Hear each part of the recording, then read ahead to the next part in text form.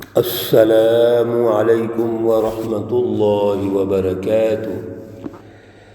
اعوذ باللہ من الشیطان الرجیم، بسم اللہ الرحمن الرحیم۔ وَلَقَدْ وَصَّلْنَا لَهُمُ الْقَوْلَ لَعَلَّهُمْ يَتَذَكَّرُونَ الَّذِينَ آتَيْنَاهُمُ الْكِتَابَ مِنْ قَبْلِهِ هُمْ بِهِ يُؤْمِنُونَ۔ صدق اللہ العلی العظیم۔ اللہم صلی علی سیدنا و مولانا محمد النبی الامی وعلی آلہ واصحابہ وبارک وسلم وصلی علیہ۔ معزز سامعین و سامعات، سورۃ القصص پارہ نمبر 20، آیات مقدسہ نمبر 51 تا 54 ہیں۔ اللہ رب العزت ان آیات کا فہم اور شعور عطا فرمائیں اور عمل کی توفیق اور صلاحیت عطا فرمائیں۔ گزشتہ درس میں اللہ رب العزت نے دو بڑی اہم چیزوں کی طرف اشارہ فرمایا، رہنمائی دی تھی۔ ایک تو رسول اللہ صلی اللہ علیہ وسلم تاریخی تسلسل کے ساتھ حضرت موسیٰ علیہ السلام اور پھر دیگر انبیاء علیہ السلام کے وارث ہیں، ان کے جانشین ہیں۔ وہی فکر اور فلسفہ جو تمام انبیاء علیہ السلام کا ہے، اور وہی جد و جہد جو اللہ رب العزت نے ہدف اور ٹاسک موسیٰ علیہ السلام کو دیا تھا کہ وقت کے ظالم طاغوت فرعون کا مقابلہ کیا جائے اور ظلم کا نظام ختم کر کے عدل کا سیاسی اور معاشی نظام قائم کیا جائے۔ اللہ رب العزت کی ریٹ فزیکل اور پریکٹیکل قائم کی جائے، وہی مشن رسول اللہ صلی اللہ علیہ وسلم کو سونپا گیا۔ جب کفار مکہ اور مشرکین مکہ کے سامنے حضرت موسیٰ علیہ السلام کی جد و جہد بھی بیان ہوئی، تورات کے احکامات بیان ہوئے، تو دونوں کو انہوں نے ریجیکٹ کر دیا اور کہا کہ یہ تو قالوا انا بکل کافرون، یہ دونوں کو کہ ہم منکر ہیں، انکار کرتے ہیں، نہ تو ہم موسیٰ کو مانتے ہیں اور نہ ہی ہم محمد صلی اللہ علیہ وسلم کو مانتے ہیں۔ اللہ رب العزت نے یہاں یہ بات واضح ارشاد فرما دی کہ ان کے دماغوں میں ضد، ہٹ درمی اور عناد اور بغض موجود ہے۔ پھر اللہ رب العزت نے واضح طور پر دوسری جو رہنمائی ارشاد فرمائی کہ اصل میں جو قومیں اپنی خواہشات کے پیچھے چلتی ہیں، اپنی ذاتی اغراض، ذاتی مفادات، پھر نفس کے پیچھے لگتی ہیں، نفس کی خواہشات کے پیچھے، وہ تو گمراہ ہے، ان کا دنیا اور آخرت میں کوئی ٹھکانہ نہیں ہے۔ ان اللہ لا یہدی القوم الظالمین۔ یہ خواہش پرستی، نفس پرستی، یہ تو توحید پرستی کے بالکل مخالف ہے۔ ایک دل کے اندر دو محبتیں نہیں آ سکتی۔ افرأیت من اتخذ الہہ ہواہ، اگر آپ اپنی خواہشات کو اپنا معبود بنا لیتے ہو، اپنا بڑا سمجھ لیتے ہو، تو اللہ رب العزت کی محبت کہاں سے آئے گی؟ اللہ کی بالادستی کہاں سے آئے گی؟ اسی لیے وہ قومیں تباہ ہو گئیں جنہوں نے اپنی خواہشات کو اپنا معبود بنا لیا، اور پھر اللہ رب العزت کے انبیاء کا انکار کر دیا۔ اسی طرح کفار مکہ اور مشرکین مکہ نے کیا تھا۔ اللہ رب العزت کی آیت مقدسہ نمبر 51 پر حضور نبی اکرم صلی اللہ علیہ وسلم کا پھر وہی فکری اور تاریخی تسلسل بیان فرماتے ہیں کہ آپ کا جو تعلق ہے، ربط اور جوڑ ہے، وہ انبیاء علیہم الصلاۃ والسلام کے ساتھ ہے۔ وَلَقَدْ وَصَّلْنَا لَهُمُ الْقَوْلَ، اور ہم پے در پے بھیجتے رہے، یعنی مسلسل بھیجتے رہے۔ اللہ رب العزت کتنے خوبصورت انداز میں ہماری تربیت کرتے ہیں، یعنی بات ٹھونستے نہیں ہیں بلکہ دلیل سے بات کرتے ہیں کہ اس سے پہلے بھی ہم نے مسلسل انبیاء کو بھیجا۔ کس لیے بھیجا؟ لہم القول، اللہ کا جو اپنا قول ہے، یعنی وہ فکر اور فلسفہ، وہ اعلیٰ ترین فلسفہ توحید، اس کو سمجھانے کے لیے اللہ نے بھیجا ہے۔ لعلہم یتذکرون، تاکہ وہ اس کو یاد رکھیں، یعنی اللہ کے اس اعلیٰ ترین فلسفے کی رٹ کو قائم کریں۔ تو اللہ نے ماضی میں بھی انبیاء کو بھیجا۔ فکر اور فلسفہ تو ایک ہی ہے، تمام انبیاء کا فکر اور فلسفہ ایک ہے، جس کو ہم فلسفہ توحید کہتے ہیں۔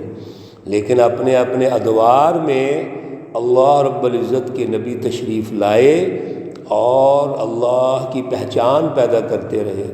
خدا شناسی پر بہترین جد و جہد کی انہوں نے، کوشش کی، اور مقصد کیا ہے کہ اللہ کا یہ قول جو حق ہے، سچ ہے، انسانیت کی رہنمائی کا ہے، اس کی رٹ قائم ہونی چاہیے۔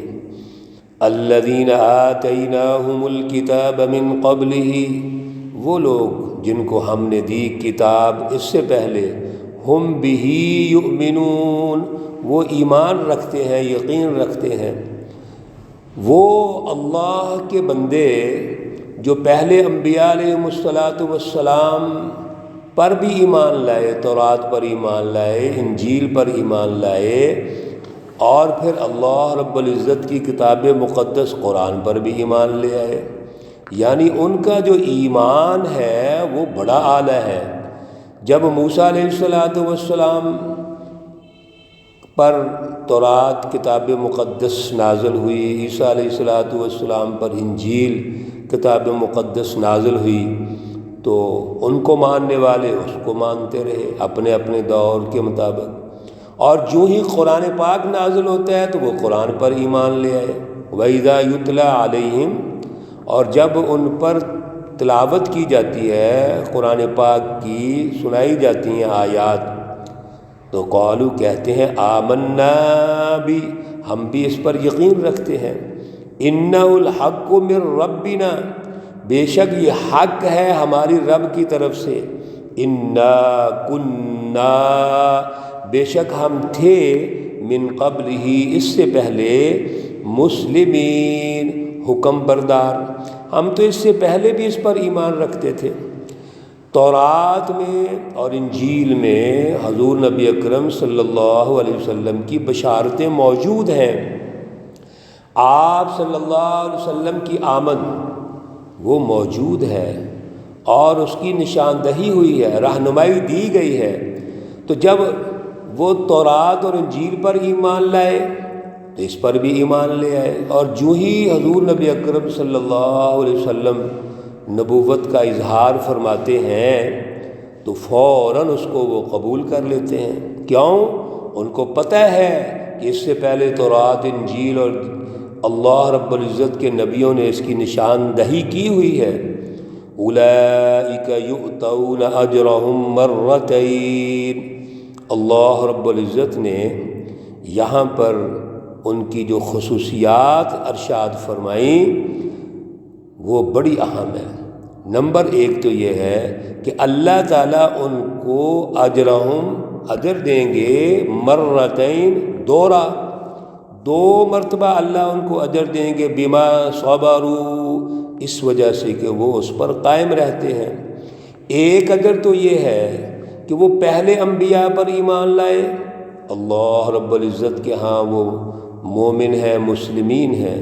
دوسرا اجر یہ ہے کہ وہ حضور نبی اکرم صلی اللہ علیہ وسلم پر ایمان لے آئے، تو وہ تو حکم بردار ہیں، اللہ کے حکم مانتے ہیں۔ موسیٰ علیہ السلام کا دور ہے، عیسیٰ علیہ السلام کا دور ہے، پہلی کتب کا دور ہے، پہلی کتب کی رہنمائی ہے، تو وہ اس کو بھی مانتے ہیں۔ اور پھر رسول اللہ صلی اللہ علیہ وسلم پر قرآن نازل ہوتا ہے تو اس کو بھی مانتے ہیں۔ ہم مسلمان بھی اللہ کے پہلے نبیوں کو مانتے ہیں، پہلی کتابوں کو مانتے ہیں۔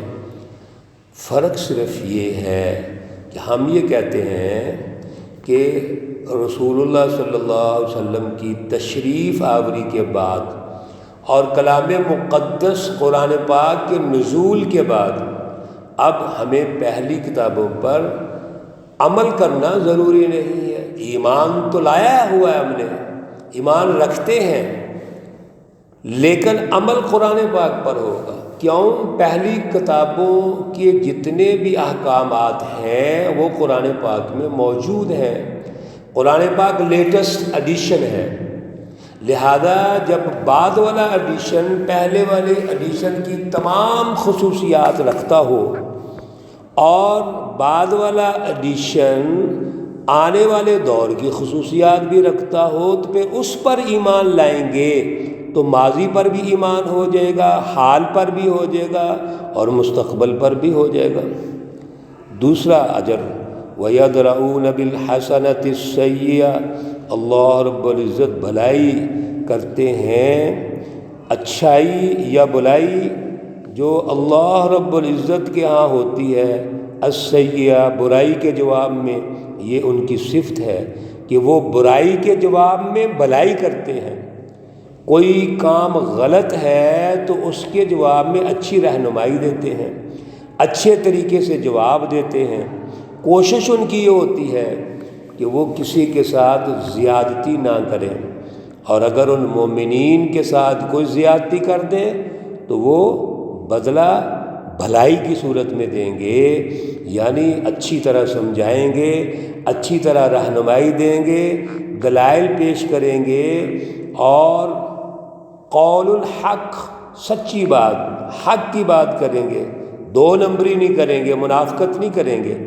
وَمِمَّا رَزَقْنَاهُمْ يُنْفِقُونَ، اور اللہ رب العزت نے مومنوں کی یہ بہت بڑی صفت یہاں بھی ارشاد فرمائی اور بہت ساری جگہ پر ارشاد فرمائی ہے کہ جو ہم نے ان کو دیا ہے اس میں سے خرچ کرتے ہیں، یعنی دینے والے اللہ کی ذات ہے، نسبت اللہ نے اپنے ساتھ کی ہے۔ وَمِمَّا، اس چیز میں سے، رَزَقْنَاهُمْ، ہم نے ان کو دی۔